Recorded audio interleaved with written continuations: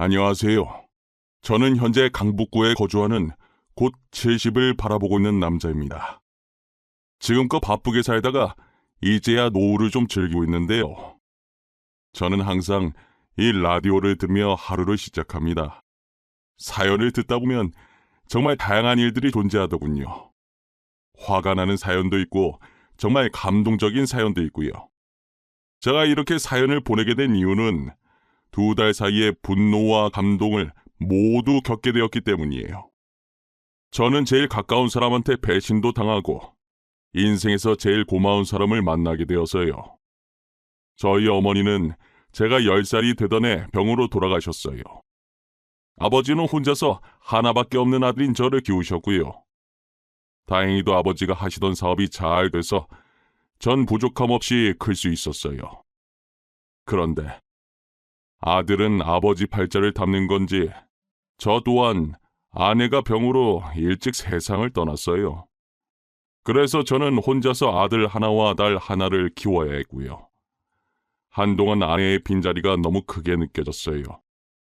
아내 없이 혼자 살아서 뭐하나 싶다가도 핏덩이 같은 애들을 보니 나라도 열심히 살아야겠다는 생각이 들더라고요. 솔직히 아버지께 도움을 청할 수도 있었어요.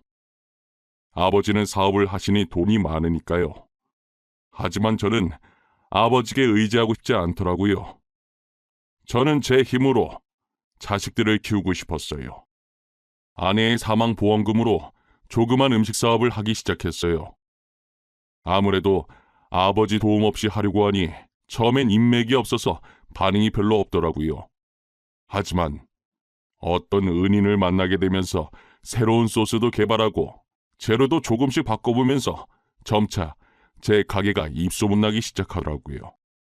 토스트 전문점이었는데 학생들을 주 고객으로 삼았어요. 저는 아무것도 안 하고 가게에 이렇게 있는 것보다 직접 나가서 홍보를 해야겠다는 생각이 들었어요. 토스트 하나를 만들어서 시식해 보시라고 먹기 좋게 그걸 반으로 잘라서 종이컵에 담아갔어요. 아무래도 처음엔 낯선 사람이 토스트를 내밀고 있으니 다들 안 먹겠다고 거부하더라고요. 이 방법도 틀린 건가 싶을 때 어떤 한 학생이 제게 다가와 토스트를 가져가더군요. 그 학생이 한 입 먹더니 뭔가 골똘히 생각하는 눈치였어요. 아저씨, 혹시 소스 만들 때 머스타드 향을 조금 더 넣어보시는 게 어때요? 지금도 맛있긴 한데요. 머스타드를 조금만 더 넣으면 새콤달콤한 게 학생 입에 딱일 것 같은데. 아, 그래요? 학생이 음식에 대해서 좀 아나 보네. 소스 말곤 다른 건 괜찮은가요? 빵도 살짝 아쉬워요. 빵 테두리를 잘라서 딱딱한 거 못 드시는 어르신들도 먹기 쉽게 만들거나 아니면 아예 부드러운 우유 식빵으로 바꾸는 게 어때요? 우유 식빵? 우유 식빵 괜찮네요. 나는 왜 그 생각을 못했지? 오늘 내가 학생한테 많이 배워가네요. 학생은 남은 토스트까지 깔끔하게 먹더니 잘 먹었다며 제게 종이컵을 다시 건넸습니다. 종이컵을 건넨 학생의 손에는 화상 자국이 있었어요. 어쩌다 그런 흉터가 생긴 건지 궁금했지만 물어보는 건 예의가 아닌 것 같아서 잘 가라고 인사만 했어요. 저는 다시 가게로 돌아와 학생이 말해준 대로 소스를 다시 만들기 시작했어요. 오는 길에 식빵도 새로 사서 부드러운 우유 식빵으로 바꿨고요. 만들어 먹어보니 제가 전에 만들었던 것보다 훨씬 부드럽고 맛있었어요. 저는 다음날 다시 그 학교를 찾아갔습니다. 오늘도 어김없이 그 학생과 마주쳤어요. 학생은 자기 친구를 데리고 왔더라고요. 시은아, 이거 한 번만 먹어봐. 학교 근처에 토스트 가게 오픈했대. 그래서 내가 어제 먹어봤거든? 진짜 맛있어. 아, 진짜? 그렇게 맛있어? 너 원래 음식 먹는 거에 되게 까다롭잖아. 얼마나 맛있길래 이래? 나 너 믿고 먹는다. 그래, 나 믿고 먹어봐. 너도 먹어보고 깜짝 놀랄걸? 맛에 반해서 너 앞으로 여기 가게에서만 먹게 될 수도 있어. 야, 이거 진짜 맛있다. 빵도 되게 부드러워. 우와, 소스 이거 뭐야? 진짜 대박이다. 그렇게 저희 가게가 입소문이 나면서 장사가 잘 되기 시작했어요. 제 사업은 다 그 학생 덕분에 성공할 수 있었다고 생각합니다.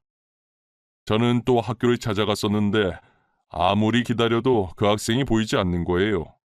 마침 그때 토스트를 같이 먹었던 친구가 지나가길래 불러 세웠어요. 거기 단발머리 학생, 그때 여기서 저희 토스트 먹었던 친구 맞죠? 왜 친구가 한번 먹어보라고 해서 먹었던. 아, 네, 맞아요. 안녕하세요. 근데 저를 왜 부르셨어요? 혹시 하실 말씀이라도 있으세요? 제가 학생 친구한테 할 말 있는데 기다려도 안 나왔어요. 친구 오늘 학교 안 왔어요? 주연이 아마 앞으로 학교 안 나올걸요? 취업해서 회사 다니고 있어요. 알고 보니 상고라서 취업하면 학교를 안 나온다고 하더라고요. 다시 만나게 되면 덕분에 성공할 수 있었다고 정말 고마웠다고 꼭 말하고 싶었지만 더 이상 말할 길이 없었어요. 저는 그렇게 열심히 일해서 2호점까지 내게 되었습니다. 그리고 최근엔 토스트를 직접 만들어 팔진 않고 지점들 관리만 하고 있었어요. 아무래도 제가 나이가 있는지라 가게를 자식들에게 물려주고 싶었어요. 그런데 자식들은 제가 하는 사업엔 관심이 없었습니다. 아들은 그냥 일하는 것 자체에 관심이 없었어요. 그저 제가 벌어들이는 재산으로 놀고 먹고 싶어 했어요. 돈 버는 것엔 취미가 없고 계속 용돈이나 더 달라며 재촉하는 아들에겐 제 가게도 주고 싶지 않았어요. 저는 딸아이라도 제 가게를 물려받았으면 좋겠지만 다른 아들과 다르게 제 사업엔 관심이 없어도 자기가 하고 싶은 일은 확실히 있었어요. 딸은 어릴 때부터 향수를 참 좋아했어요. 후각이 예민한 건지 좋은 향을 맡으면 스트레스가 풀린다며 얼마 주지도 않는 용돈을 아껴서 그 비싼 향수를 여러 개 사놓더라고요. 그리곤 꼭 크면 자기는 조향사가 되고 싶다는 말도 했었죠. 이제 저도 가게를 물려줄 나이가 된 것 같아 진지하게 딸에게 물어보았습니다. 그런데 딱 잘라서 말하더군요. 아빠, 솔직히 나는 하고 싶은 게 따로 있어. 내가 어렸을 때부터 입에 달고 다니던 말 있잖아. 조향사 말이냐? 조향사보다는 아빠가 이미 일구어 놓은 가게를 인수하는 게 돈을 더 많이 벌 수 있지 않겠니? 나중 되면 돈이 정말 많이 필요할 거야. 아빠, 나는 내가 직접 만든 향수로 브랜드까지 만드는 게 소원이야. 아빠가 이렇게까지 말하는데 못 들어줘서 미안해. 얼마 되지도 않는 용돈 모아가면서 향수 모을 때부터 알아봤어야 하는데 결국 아무도 이 아빠 가게는 관심이 없구나. 그래도 딸은 하고 싶은 게 딱 있어서 아빠가 걱정은 안 되는구나. 아빠, 정말 고마워요. 나중에 꼭 제 향수 브랜드로 성공해서 효도할게요. 아니나 다를까 자신은 조향사가 되고 싶다고 저보고 도와달라고 하더군요. 저는 그래도 하고 싶은 일이 있다는 게 어디냐며 딸을 밀어주기로 했어요. 딸을 적극적으로 지원해주는 저를 보며 아들은 제가 딸만 밀어준다고 생각했나 봐요. 요즘 부쩍 돈 달라는 소리도 늘고 어떻게 하면 제 재산을 빼돌릴 수 있을까 속으로 이런 궁리만 하는 것 같았어요. 아들이 자기도 하고 싶은 사업이 생겼다며 제게 돈을 요구하더라고요. 그래서 돈을 벌려는 생각이 있는 것 같아 흔쾌히 원하는 만큼 줬어요. 하지만 아들은 번번이 사업을 말아먹었다며 죄송하다는 말밖에는 안 하더군요. 아마 아들이 날린 돈만 해도 억 단위는 될 겁니다. 이제 그런 아들의 말도 못 믿겠어서 그나마 주던 용돈도 끊어버렸습니다. 일단 가게 증여는 뒤로 하고 현재 들고 있는 자산으로 노후에 뭘 해볼지 생각하고 있었어요. 아들은 그런 저를 보더니 자기한테 좋은 생각이 있다고 하더군요. 아버지, 제게 좋은 생각이 있어요. 제 친구 중에 부동산 잘하는 친구가 있거든요. 갑자기 웬 부동산? 나보고 지금 부동산 일 하라는 말이냐? 에이, 그런 게 아니라 땅이나 건물 사서 돈 불리자는 말이죠. 요즘 땅값이 비싸져서 사놓으면 나중에 억 단위로 벌 수 있다고요. 아빠는 그런 위험한 거래는 안 한다. 아빠도 알지. 하지만 이미 벌어놓은 돈도 있고 위험하게 더 벌 생각도 없구나. 아빠 걱정 마세요. 제 친구 말로는 요즘 좋은 건물 많이 나왔다더라고요. 그 친구 엄마가 동네에서 알아주는 땅 부자예요. 제가 친구한테 물어봐서 좋은 정보 드릴게요. 나중에 돈 버시면 저한테도 좀 주세요. 제 주변에서도 요즘 부동산에 투자를 많이 한다는 소리를 들었거든요. 저는 간만에 아들이 괜찮은 말을 한 것 같다고 생각했습니다. 그리고 건물 살 때 필요한 서류들을 하나씩 준비하기 시작했어요. 그렇게 저는 아들이 소개해준 친구를 직접 만나게 되었습니다. 부동산으로 돈을 꽤 벌었는지 사무실이 아주 크고 멋있더군요. 어떤 서류를 들고 오더니 제게 앉으라고 하더군요. 아이고 아버님, 먼 길 오시느라 힘드셨죠? 여기 따뜻한 차라도 한 잔 드시고 천천히 얘기 시작할게요. 자네, 도대체 돈을 얼마나 버는 겐가? 회사가 아주 멋들어지는구만. 에이, 그래도 아버님보다 못하죠. 아버님은 2호점까지 있으시다면서요. 그 가게는 어떻게 하실 생각이세요? 제가 듣기론 아무도 안 물려받으려는 것 같던데 파실 거예요? 팔긴 왜 팔아? 거기에 쏟아부은 내 노력과 시간이 얼만데 절대 못 팔지. 그 아들이 말한 좋은 건물이나 보여주게. 아, 이거 정말 좋은 매물이거든요. 너무 아까워서 아직 아무한테도 안 보여줬는데 아버님은 특별히 지훈이 봐서 보여드린 겁니다, 진짜. 그렇게 대단한 건물이야? 내가 살다 아들 덕을 다 보겠네. 어디 한번 물건이라도 좀 봅세.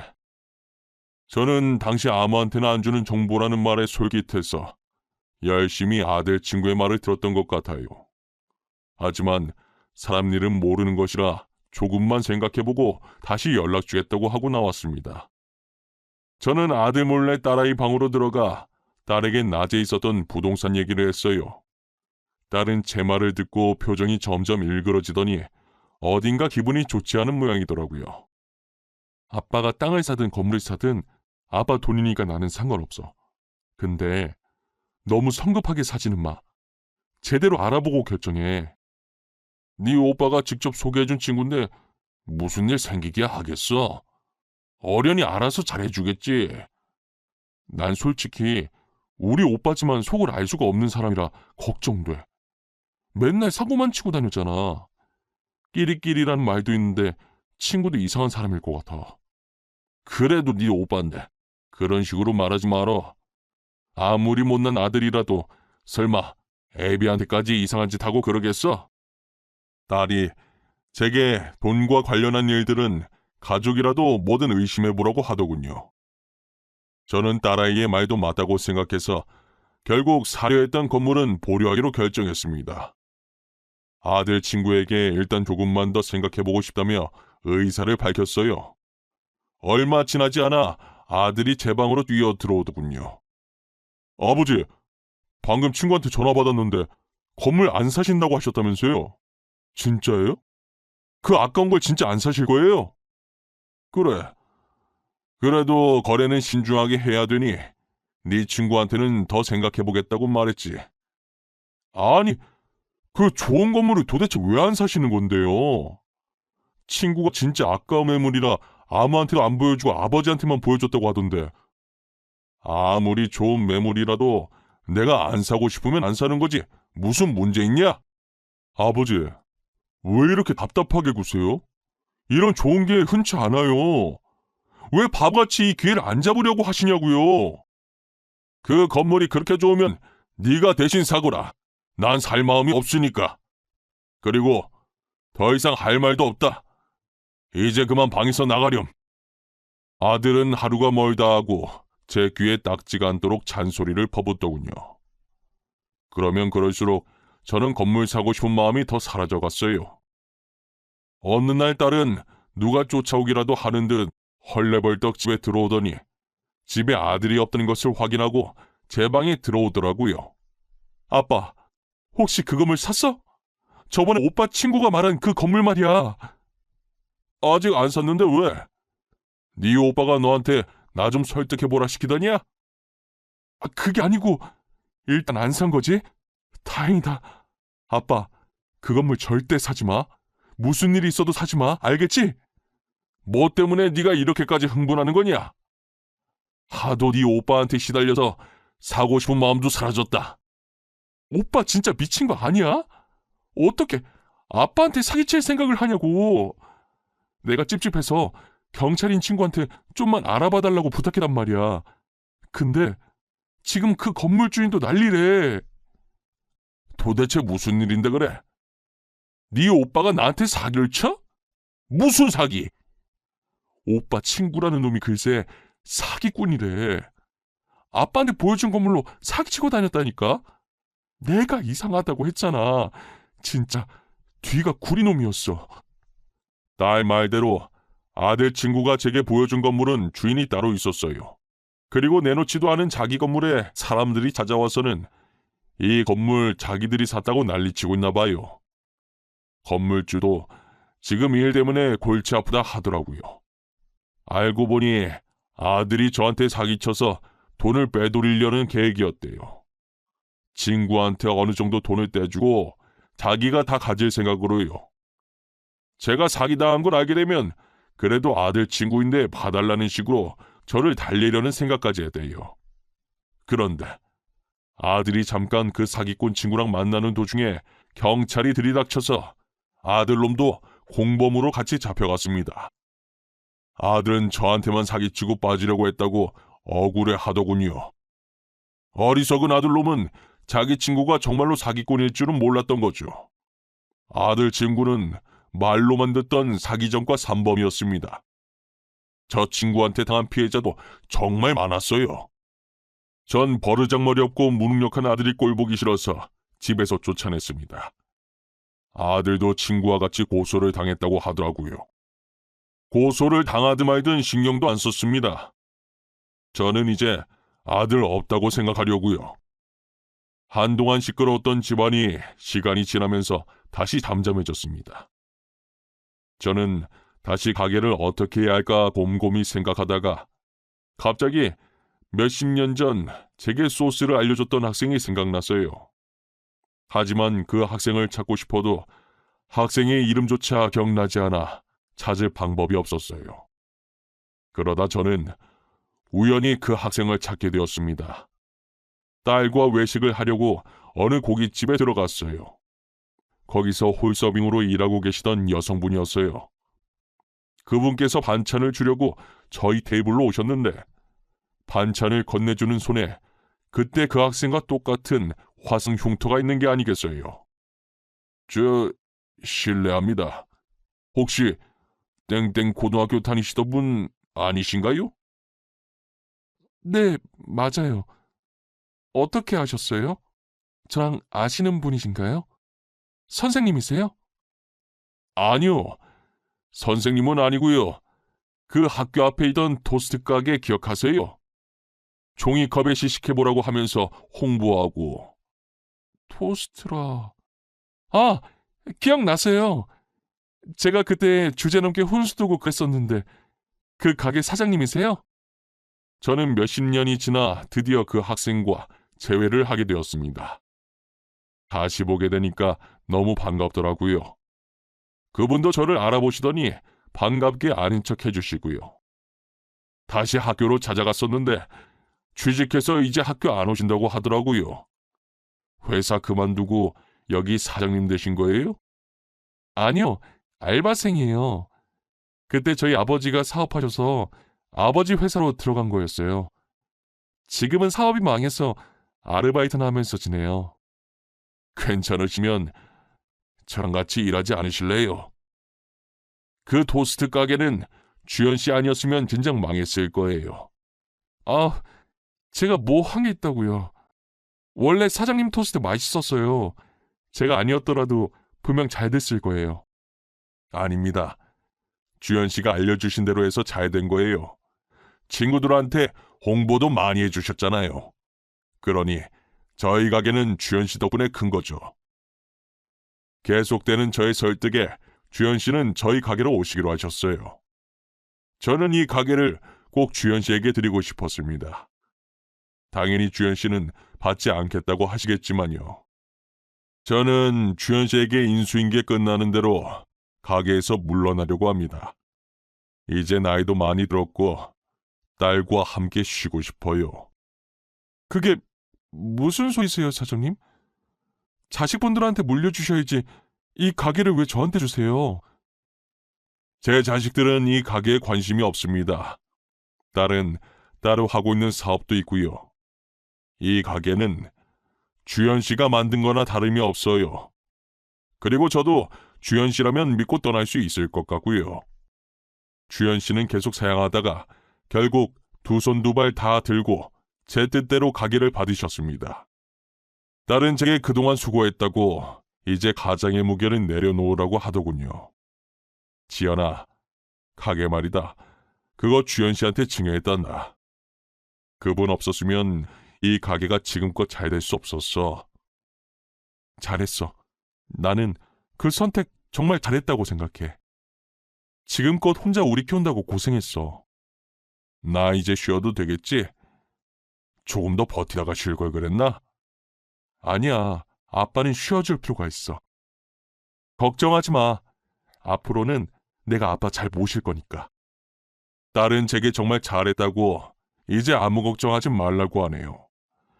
제가 비록 아들은 실패했지만 딸 하나는 정말 잘 둔 것 같습니다. 지금은 딸이 말한 것처럼 아무 걱정 안 하고 행복하게 이 삶을 즐기고 있어요. 가끔 둘이서 놀러도 다니고 맛있는 것도 먹으면서요. 그리고 잠시 아들 이야기가 나와서 하는 말인데 현지 아들은 고소당했다가 조사 중 공범이었던 증거가 없어서 풀려났더라고요. 저희 집에 찾아와서 잘못했다고 울면서 빌길래 정신 차리고 살라고 얼음물 한 바가지 끼얹어주고 쫓아냈습니다.